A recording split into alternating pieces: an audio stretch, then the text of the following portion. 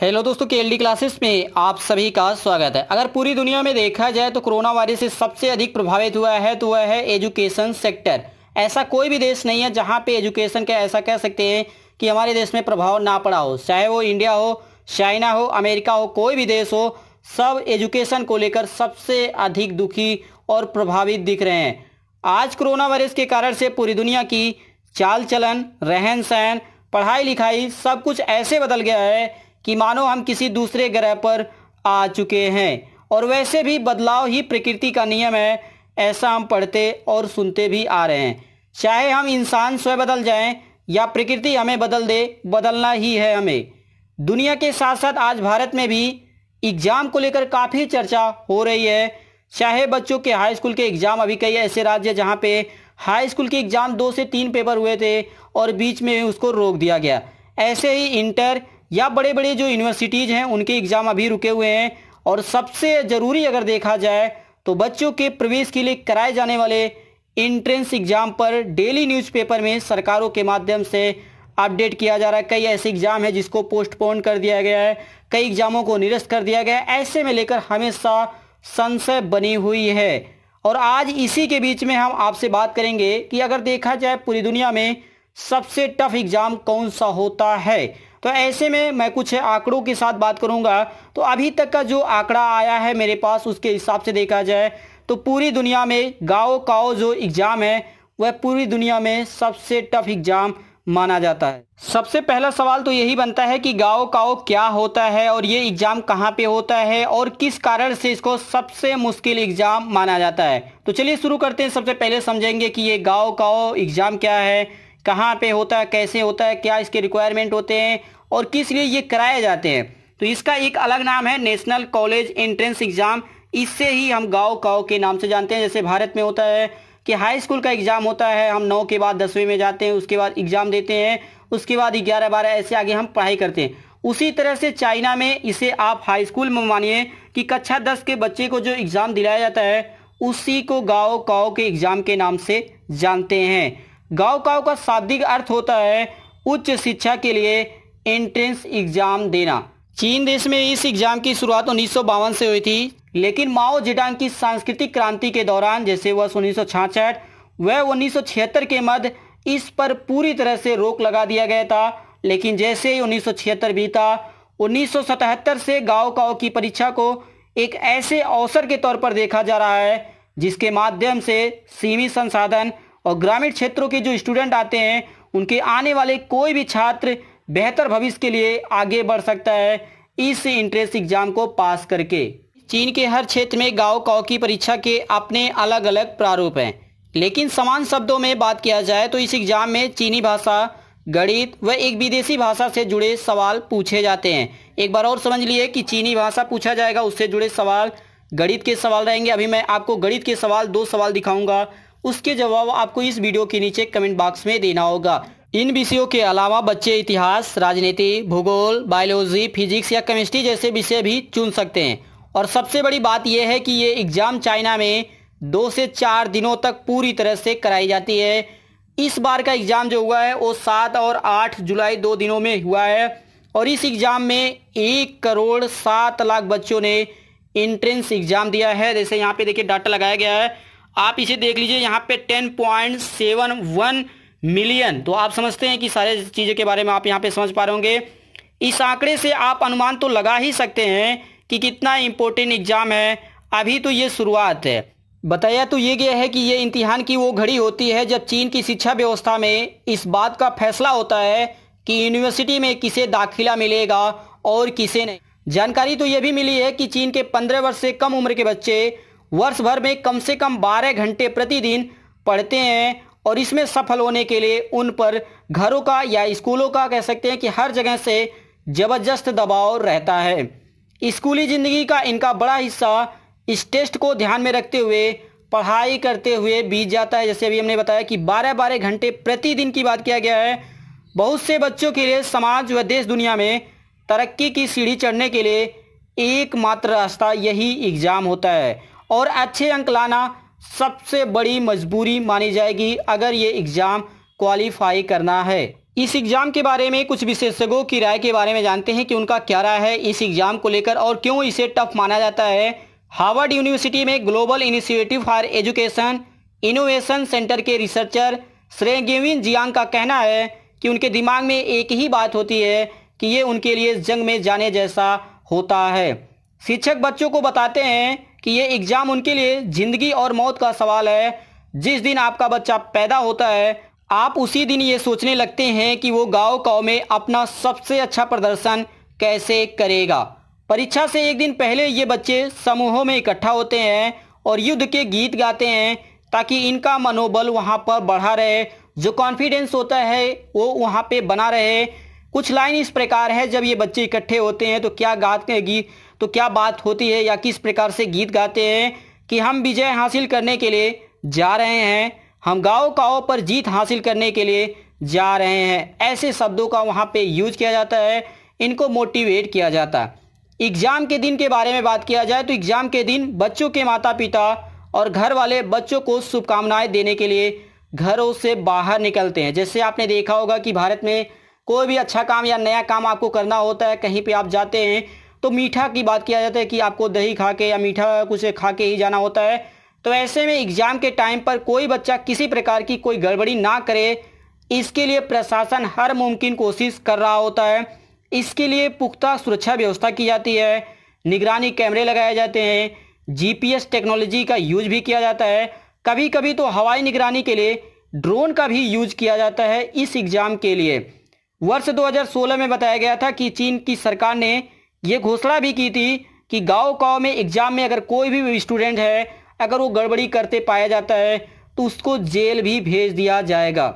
इस बात को जानकर आपको जरूर हैरानी होगी कि एग्जाम के टाइम पर सब कुछ बंद रहता है। सरकार ने यह तय कर रखा है कि ऐसा कुछ भी न किया जाए या हो उसके आसपास, जिससे अपने जीवन की सबसे महत्वपूर्ण एग्जाम दे रहे बच्चों का ध्यान जरा भी भटके।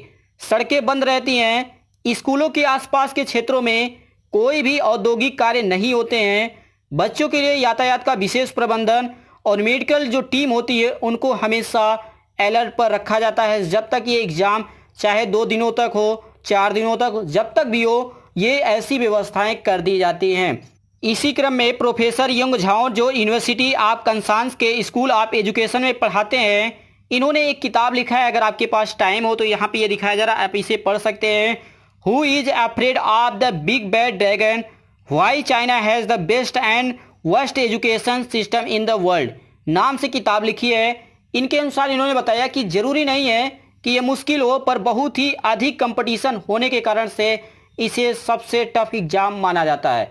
एग्जाम में पूछे जाने वाले सवालों के हिसाब से ये एग्जाम मुश्किल नहीं होता है, लेकिन बहुत ही अधिक प्रेशर रहता है। और ये प्रेशर इस कारण से नहीं रहता कि आप कैसा प्रदर्शन इस एग्जाम में कर रहे हैं, बल्कि आप अपने साथी बच्चों से कितना अच्छा प्रदर्शन कर रहे हैं, ये इसके कारण से सबसे अधिक प्रेशर बच्चों के ऊपर रहता है। गांव की परीक्षा के बारे में ये भी बताया गया है कि गांव की परीक्षा याद की गई, सीखी गई जानकारी और समस्याओं के समाधान में इस्तेमाल पर आधारित प्रश्न होते हैं। अब यहाँ पे ये भी हम बात करेंगे कि दुनिया का सबसे मुश्किल परीक्षा कैसे इसे या किस आधार पे माना जाता है। गांव की परीक्षा में शामिल होने वाले बच्चों पर बहुत ही अधिक दबाव रहता है। तो ऐसे दबाव तो हर एग्जाम में रहते हैं। आप हाई स्कूल का देख लीजिए, इंटर का या किसी एंट्रेंस का ही, जैसे IIT को देख लीजिए, NDA या हर एग्जाम को देख लीजिए, उसमें प्रेशर रहता है। लेकिन इस एग्जाम में किसी क्लास के केवल 10% बच्चे ही टॉप की यूनिवर्सिटी में जगह बना पाते हैं, इसलिए सबसे अधिक प्रेशर रहता है। अगर आप पास नहीं हो पाते हैं इस एग्जाम में तो आपको फेल कहा जाता है, जो सबसे बड़ा दबाव माना जाता है। प्रतियोगिता की इस स्थिति की वजह से ही कुछ लोग इसे दुनिया की सबसे मुश्किल परीक्षा के रूप में देखते हैं। आप कल्पना कीजिए कि हर वर्ष करोड़ों बच्चे इस एग्जाम के लिए फॉर्म को भरते हैं। एक एग्जाम्पल से बात स्पष्ट होगी, आपको भी समझने में आसानी होगा कि इस एग्जाम में ऐसा क्या पूछा जाता है जिसके आधार पे सबसे टफ माना जाता है। चीन के संघाई में रहने वाले 15 वर्ष का एक मैथ का स्टूडेंट यूरोप के किसी भी देश के 15 वर्ष की तुलना में अगर देखा जाए तो कम से कम 3 वर्ष वह आगे रहता है। इसी प्रकार से साइंस का कोई भी स्टूडेंट चाइना का किसी भी राज्य का किसी भी क्षेत्र से रहता हो, अगर वो गांव का एग्जाम देने के योग्य है तो वह यूरोप के किसी भी देश के किसी भी स्टूडेंट के अपने उम्र के बात किया जा रहा सेम रहे तो वह उससे साइंस की तुलना में 2 वर्ष आगे चलता है। ये एग्जाम किसी देश के छात्रों के ज्ञान के स्तर को मापने का अच्छा तरीका है, लेकिन कुछ लिमिटेशन है और हर जगह होते हैं। जैसे अच्छाई होता है तो बुराई भी होता है। जैसे किसी टॉपिक को आलोचनात्मक या सृजनात्मक रूप से सीखने समझने या सही माध्यम नहीं होता है, क्योंकि इसमें सिर्फ छात्र सवालों के जवाब के लिए ही कुछ सीखता है। वो यही सोचता है कि इस एग्जाम में क्या पूछा जाएगा, उसके दाएं बाएं या इसके अलावा और क्या हो सकता है समाज के ऊपर, या हमारे लाइफ पे क्या प्रभाव पड़ सकता है, इसके बारे में कुछ भी नहीं सोचते हैं। वहीं दूसरी बात ये भी बताई गई है कि चीन में पूरी शिक्षा व्यवस्था इस मकसद से तैयार की गई है कि बच्चों को परीक्षा के सवालों का जवाब देने के लिए तैयार किया जा सके।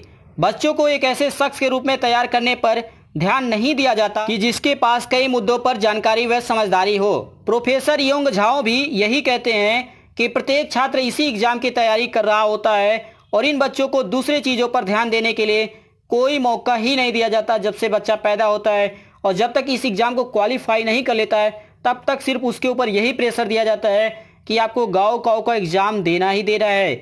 जो चीज़ें उसकी ज़िंदगी के लिए ज़्यादा ज़रूरी हो, जैसे कि क्रिएटिविटी या किसी चीज़ को आलोचनात्मक नज़रिए से देखने की जो सोच होती है, वो कहीं ना कहीं इन बच्चों में कमी रह जाती है। आपके मन में यह भी आ रहा है कि जैसे अभी हमने बताया कि जब बच्चे इकट्ठे होते हैं तो एक दिन पहले जब भी बच्चे इकट्ठे होते हैं तो उनको जंग की बातें याद दिलाई जाती हैं कि आप जंग पे लड़ने जा रहे हैं। तो ऐसा क्यों किया जाता है और क्यों चीन में इसे जंग क्यों माना जाता है? विशेषज्ञों के अनुसार चीन में जब बच्चे प्री स्कूल अर्थात प्रारंभिक क्लास में होते हैं तब से ही इन पर बेहतर प्रदर्शन करने का दबाव बनाया जाता है। आप अपने क्लासमेट को दोस्त के रूप में नहीं देखते हैं, बल्कि उन्हें अपना प्रतिस्पर्धी या जो कंपटीटर होता है उससे आप मानते हैं। चीन में ये बात नॉर्मल है कि एक स्टूडेंट गाओ की एग्जाम के लिए प्रतिदिन 12 से 13 घंटे की पढ़ाई करता है। अब आप सोचेंगे कि लगातार ऐसे पढ़ाई होता है, तो ऐसा नहीं है, क्योंकि आप स्कूल के बाद प्राइवेट कोचिंग को भी समय को जोड़ लें। सभी स्टूडेंट ऐसे नहीं करते, बल्कि उन सभी को ऐसा करने के लिए मजबूर किया जाता है, चाहे वो घर के लोग हो, स्कूल के जो टीचर हैं और जो कोचिंग के टीचर होते हैं वो भी कहते हैं कि आप ऐसा नहीं करेंगे तो फेल हो जाएंगे।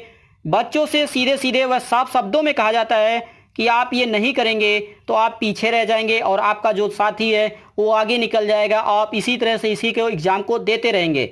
और इस कारण से ही चीन में प्राइवेट स्कूल बहुत ही बड़ा बिजनेस बन चुका है। जैसे भारत में बना है ऐसे हर देशों में बना है। ये लगभग 100 अरब डॉलर प्रति वर्ष का कारोबार करता है जो प्राइवेट यहाँ पे सेक्टर के स्कूल है। आप यहाँ पे इनके जो टी शर्ट है यहाँ पे देख सकते हैं कि पीछे क्या लिखा है। ये बच्चे इस गाँव का एग्जाम दे रहे हैं। इनके टी शर्ट पे लिखा है कि टाइम टू फाइट। अब इसकी मतलब आप सभी चीज जानते ही हैं। तो इसका ये मतलब हुआ कि छात्र स्कूल और प्राइवेट कोचिंग के बीच गाँव की ही तैयारियां करता रह जाता है। और इस तैयारी में केवल स्टूडेंट ही शामिल नहीं होते हैं, बल्कि पूरा परिवार ही बच्चे का ख्याल रखने के लिए लगा रहता है। इसका मतलब ये नहीं है कि परिवार बच्चों को अच्छा अनुभव देने के लिए कोशिश करते रहते हैं या व्यवस्थाएं करते रहते हैं, ऐसा कुछ भी नहीं है। वे बस इस बात का ध्यान रखते हैं कि बच्चे का ध्यान न भटके और बच्चा आसानी से क्वालिफाई करके, और इस प्रकार सब कुछ एक परीक्षा के चारों ओर घूम रहा होता है। और यह किसी भी शिक्षा व्यवस्था के लिए सबसे बड़ी समस्या मानी जाती है कि जो पूछा जाए वही बच्चे तैयार करें, तो आगे के आसपास की जो समाज में जो घटनाएं होती हैं उस पर उनका ध्यान नहीं जाता। ये सबसे बड़ी समस्या है। ऐसा ही भारत में भी देखा गया है। भले ही ये एग्जाम कितना भी थकाऊ या कठिन हो, लेकिन इसे एक निष्पक्ष और पारदर्शी एग्जाम के रूप में चीन में माना जाता है। प्रोफेसर योंग झाओ कहते हैं कि चीन में लोगों की अक्सर ये राय रहती है कि यहाँ बहुत ही अधिक क्षेत्रों में भ्रष्टाचार है। जैसे भारत में आप देख सकते हैं कि ऐसा कोई भी सेक्टर नहीं है जहाँ पे भ्रष्टाचार ना हो, लेकिन गाँव के बारे में इनकी राय ऐसी नहीं है। गाँव की परीक्षा ये दिखलाती है कि चीन में काबिलियत को जगह दी जाती है। जब तक लोग ये मानते रहेंगे कि गाँव की परीक्षा निष्पक्ष है, लोग इस व्यवस्था का सम्मान करते रहेंगे। ऐसा भारत में भी कई ऐसे एग्जाम है, जैसे आप आईएएस का एग्जाम ले लीजिए, आईआईटी के एग्जाम ले लीजिए, उसमें भी निष्पक्ष है।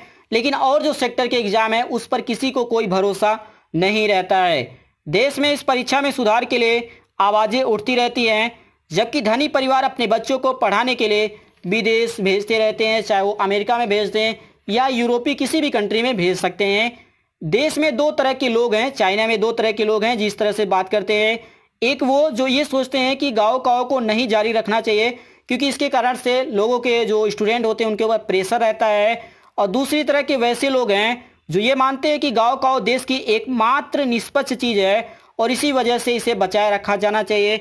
और ये जो एग्जाम हो रहा है इसी तरह से होना चाहिए। तो ये थी हमारी आज की सबसे इंपॉर्टेंट इन्फॉर्मेशन कि पूरी दुनिया में देखा जाए अगर एंट्रेंस एग्जाम या हर प्रकार के एग्जाम को ले लिया जाए तो सबसे टफ एग्जाम कौन सा होता है, तो मेरे हिसाब से या जो मैंने डाटा पेश किया इस हिसाब से देखा जाए तो यही एग्जाम है। आपके मन में क्या चल रहा है, कौन सा एग्जाम है जो सबसे टफ माना जाता है? तो ऐसे में मैंने आपसे पहले ही बताया था कि मैं 2 सवाल यहाँ पे लेके आया हूँ, आपको इन 2 सवालों के जवाब देना होगा। तो मैं यहाँ पे सवाल पढ़ देता हूँ क्योंकि थोड़ा सा कट रहा होगा। इसके बाद अगर आपको आएगा तब भी आप वीडियो के नीचे कमेंट बॉक्स में कर दीजिएगा, नहीं आएगा तब भी आप बताइए, क्योंकि ये जो सवाल हैं ये चाइना के हिसाब से देखा जाए तो हाई स्कूल के लेवल का ये सवाल है। लेकिन अगर आप भारत में देखेंगे तो हो सकता है कि इंटर के कुछ ही स्टूडेंट इसको लगा पाएं, क्योंकि अगर जिन्होंने एंट्रेंस एग्जाम या इस तरह से तैयारी नहीं की होगी वो इस सवाल को नहीं लगा पाएंगे। तो पहला सवाल है कि सिंप्लीफाई द एक्सप्रेशन, ये पूरा यहाँ पे दिया गया है कि x square upon x minus 1 minus 2x अपान 1 माइनस एक्स है और डिवाइड का चिन्ह दिया है x upon x minus 1 and find the value when, अगर दिया है कि व्हेन जब इतना रहेगा x इक्वल टू √3 + 1 तो आपको इसका वैल्यू निकालना है या उस पर पुट करके रखना है। दूसरा सवाल यहाँ पे आप इसे स्क्रीनशॉट ले लीजिए और आएगा तभी बताइएगा, नहीं आएगा तो भी बताइएगा, मैं अगले किसी भी वीडियो में इसको सॉल्यूशन करा दूंगा। इसी प्रकार से बने रहने के लिए आप सभी दोस्तों का KLD क्लासेस की ओर से धन्यवाद।